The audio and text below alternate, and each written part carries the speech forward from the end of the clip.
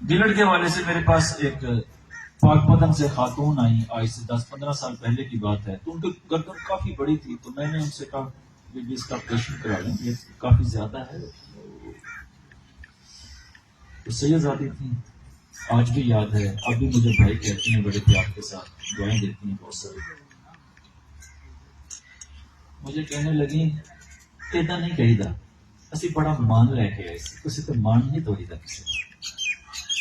مجھے بڑی نا شرمندگی بھی ہوئی، میں کیا کہہ رہا ہوں، میں نے کہا اللہ خیر کرے گا، پھر کوشش کرتے ہیں باجی، اللہ تعالیٰ نے جو علم دیا ہے کوشش کرتے ہیں۔ اچھا میں نے جو سمٹم لی ہیں، میری روٹین ہے، جو ساتھی میرے پاس آتے ہیں میں میری نہیں سنتا، میں اپنا سوال جواب بھی کرتا ہوں۔ میں نے پوچھا سر درد کرتا ہے، یہ کرتا ہے، گرمی لگتی ہے، گھبراہٹ ہوتی ہے، دھڑکن ہوتی ہے، دھوپ برداشت نہیں ہوتی، پیاس زیادہ لگتی ہے۔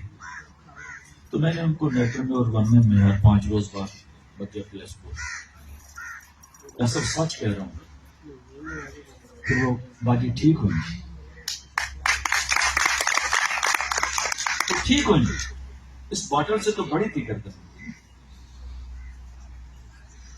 اچھا پھر نیٹر میں میں نے پتہ نہیں کتنی جگہوں پہ دی ہے انہی سمٹم کی بنیاد پر، نہیں فیل ہوتا تھا۔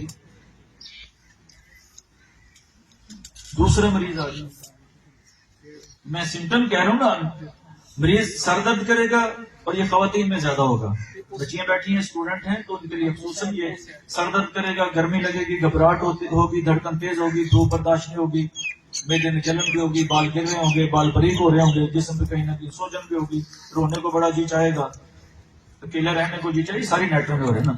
اب جس مریض کی نیٹر میں بنتی ہے، اس کا جو بھی مسئلہ اس نے حل کرنا ہے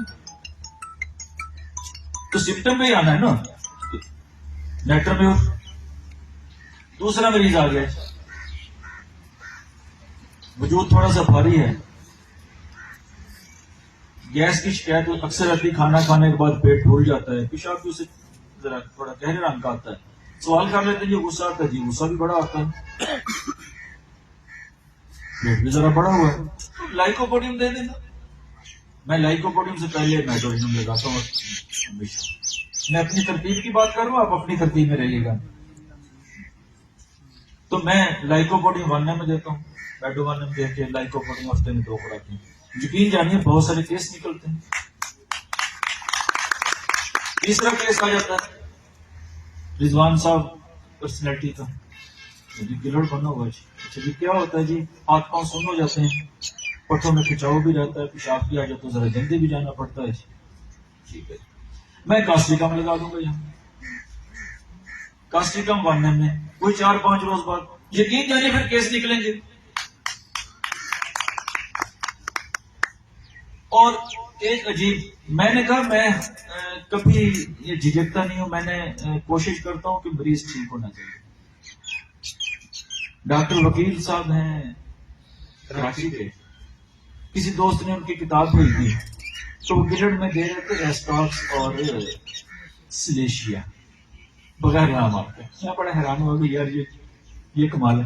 اچھا میرا کیس آگے میں نے تجرباتی طور پہ ان کو وہ دے دیا، ڈاکٹر صاحب سچ کہہ رہا ہوں، ریسٹاکس 30 میں اور سلیشیا 30 میں بغیر، میں نے کہا چلو فرق نہیں پڑے گا، اگلی مرتبہ میں نے جو دینے وہ تو کروں گا۔ اچھا مریض کو بہت سارا فرق پڑا، مریض ٹھیک ہو چکا ہے،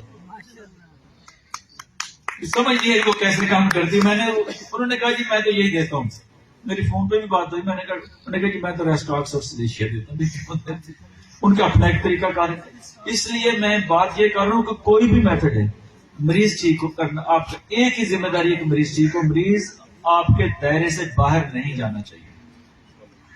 میں نے عرصے سے آئیڈیم کا استعمال نہیں کیا، مجھے ضرورت نہیں پڑی، میں نے یہ 3-4 دوائیوں کے گرد ہی اپنے کیس گھمائے ہیں اور ڈھیروں کامیابیاں اللہ نے دی ہیں۔ تو میری درخواست ہوگی تمام ہومیوپیتھ سے، اسٹوڈنٹ سے،